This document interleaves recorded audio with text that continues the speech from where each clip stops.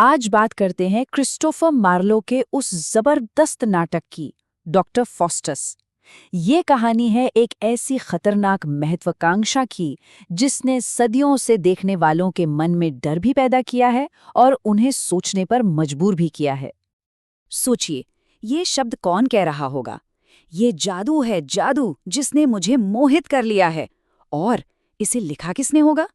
देखिए, इन पंक्तियों में एक ऐसी प्यास है, एक ऐसी तड़प है जो दिखाती है कि कोई इंसान ज्ञान और शक्ति पाने के लिए किसी भी हद तक जा सकता है।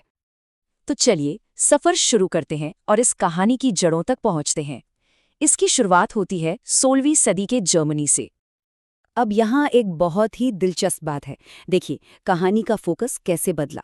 जो ओरिजिनल जर्मन कहानी थी 1587 की फाउस्ट बुक, वो बस कह सकते हैं एक नैतिक चेतावनी थी। उसमें हीरो को एक ईश्वर को ना मानने वाले इंसान का भयानक उदाहरण बताया गया था। लेकिन जब 1592 में इसका अंग्रेजी अनुवाद हुआ तो ट्रांसलेटर पीएफ ने एक छोटा सा लेकिन बहुत बड़ा बदलाव किया। उसने फॉस्टस को अतृप्त जिज्ञासु भी कह दिया। बस ये एक शब्द और कहानी का पूरा मतलब बदल गया। अब ये सिर्फ पाप और सजा की कहानी नहीं रही, बल्कि ये बौद्धिक भूख, ज्ञान की प्यास की कहानी बन गई। और यहीं से मार्लो को अपने नाटक की जमीन मिली। तो फिर इस कहानी को अमर बनाने वाला वो कौन था? वो थे क्रिस्टोफर मार्लो, एक ऐसा जीनियस जिनकी खुद की जिंदगी उनके नाटकों से कम ड्रामेटिक नहीं थी। मार्लो की जिंदगी छोटी थी लेकिन किसी तूफान से कम नहीं। सोचिए, एक मोची के बेटे थे और कुछ ही सालों में अपने नाटक टैम्बरलेन द ग्रेट से उन्होंने लंदन के थिएटर सीन में तहलका मचा दिया। फिर आया डॉक्टर फॉस्टस और फिर महज 29 साल की उम्र में एक सराय में हुए झगड़े में उनकी रहस्यमयी तरीके से मौत हो गई। जितनी तेजी से वो ऊपर उठे उतनी ही अचानक उनका अंत हो गया। देखिए, इस कहानी को पूरी तरह समझने के लिए हमें पुनर्जागरण के इंसान यानी द रेनेसा मैन के आइडिया को समझना होगा।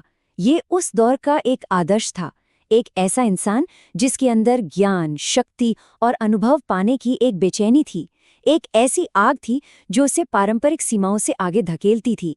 और डॉक्टर फॉस्टस वो इसी नए, महत्वाकांक्षी और हाँ, खतरनाक आदर्श का सबसे बड़ा, सबसे नाटकीय उदाहरण है। तो चलिए अब सीधे नाटक के दिल में उतरते हैं। बात करते हैं उस सौदे की, उस विनाशकारी सौदे की, जिस पर ये पूरी की पूरी कहानी टिकी है। फॉस्टस खुद कहता है, एक सच्चा जादूगर तो अर्धदेवता होता है। बस ये एक लाइन उसकी सोच का पूरा पैमाना बता देती है। कितनी बड़ी और भगवान को चुनौती देने वाली महत्वाकांक्षा। उसने फिलॉसफी, मेडिसिन, लॉ, धर्म, सब कुछ, इंसानी ज्ञान की हर शाखा को ये कहकर खारिज कर दिया कि ये नाकाफी है। उसकी नजरें इससे कहीं ज्यादा बड़ी चीज पर थीं। तो ये सौदा होता कैसे है? देखिए, इसके 4 सीधे साधे कदम हैं। पहला, वो हर तरह के इंसानी ज्ञान को बेकार बता देता है। दूसरा, वो मेफिस्टोफिलिस नाम के एक शैतान को बुलाता है।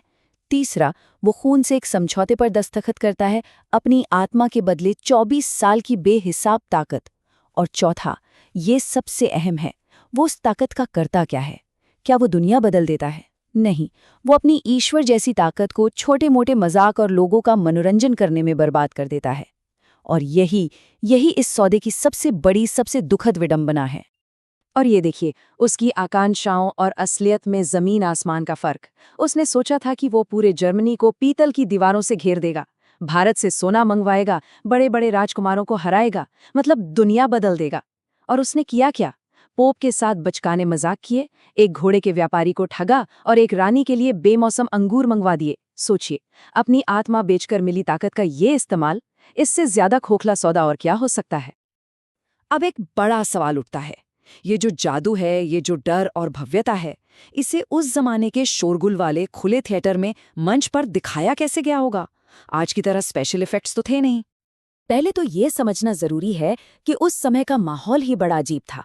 जो प्यूरिटन लोग थे, यानी कट्टर धार्मिक लोग, वो तो थिएटर को अश्लीलता का स्कूल और शैतान का पूजा घर तक कहते थे। उनके लिए ये पाप का अड्डा था। अब ऐसे माहौल में शैतानों और जादू टोने के बारे में नाटक खेलना, ये अपने आप में एक बहुत बड़ा और साहसी कदम था। तो वो करते कैसे थे? देखिए, उस जमाने का थिएटर आज जैसा नहीं था। सारा खेल कल्पना का था। मंच दर्शकों के ठीक बीच में होता था, तो सब कुछ बहुत करीब से, बहुत इंटेंस महसूस होता था। मंच के फर्श में ट्रैप डोर होते थे, जहां से शैतान अचानक नरक से बाहर निकलते थे। और छत पर एक जगह होती थी जिसे हेवेंस कहते थे, जहां से फरिश्ते उतरते थे। कोई बड़ी बड़ी सीनरी नहीं होती थी, सब कुछ नाटक के डायलॉग से ही दिमाग में बनता था। और स्पेशल इफेक्ट्स के लिए पटाखे, ड्रम से बनाए गए बादलों की गड़गड़ाहट, बस इन्हीं चीजों से वो मंच पर नरक और स्वर्ग को जिंदा कर देते थे। और ये नाटक इतना असली लगता था कि उस जमाने का एक किस्सा बहुत मशहूर है। कहते हैं कि एक शो के दौरान एक्टर्स और दर्शक सब बुरी तरह डर गए जब उन्हें लगा कि मंच पर जितने शैतान होने चाहिए थे उनसे एक ज्यादा है। मतलब उन्हें लगा कि सचमुच का शैतान आ गया है। ये दिखाता है कि ये नाटक भ्रम और हकीकत के बीच की लकीर को कितना धुंधला कर देता था। तो चलिए अब नाटक के सबसे दमदार हिस्से, उसके अंत की बात करते हैं और ये समझने की कोशिश करते हैं कि आखिर क्यों 400 साल बाद भी एक बुरे सौदे की ये कहानी हमें इतना खींचती भी है और डराती भी है। इस नाटक को जो बात हमेशा के लिए अमर बना देती है वो है इसका अंदरूनी संघर्ष। ये नाटक दो दुनियाओं के टकराव को दिखाता है। एक तरफ है पुनर्जागरण की नई सोच जो कहती है कि इंसान का ज्ञान असीम हो सकता है, और दूसरी तरफ है मध्य युग का पुराना विश्वास जो कहता है कि ईश्वर ने कुछ सीमाएं तय की हैं। फॉस्टस बस इसी टकराव के बीच में फंसा हुआ है, वो इसी जंग का प्रतीक है। और फिर वो आखिरी पल आता है। घड़ी में 12 बजते हैं और फोस्टस की आखिरी बेबस चीख गूंजती है, मैं अपनी किताबें जला दूंगा, आह मेफिस्टोफेलीज।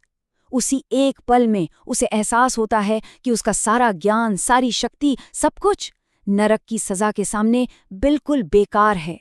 जिन किताबों ने उसकी महत्वाकांक्षा को पंख दिए थे वही अब उसके विनाश का कारण बन गई थीं। और फॉस्टस की ये दर्दनाक कहानी हमें एक बहुत बड़े सवाल के साथ छोड़ जाती है। एक ऐसे दौर में जहां ऐसा लगता है कि ज्ञान और टेक्नोलॉजी की कोई सीमा नहीं है, तो क्या हमारी महत्वाकांक्षाओं की भी कोई सीमा नहीं होनी चाहिए? क्या हमें भी असीम हो जाना चाहिए? ये एक ऐसा सवाल है जो 400 साल पहले जितना जरूरी था, शायद आज उससे भी कहीं ज्यादा जरूरी है।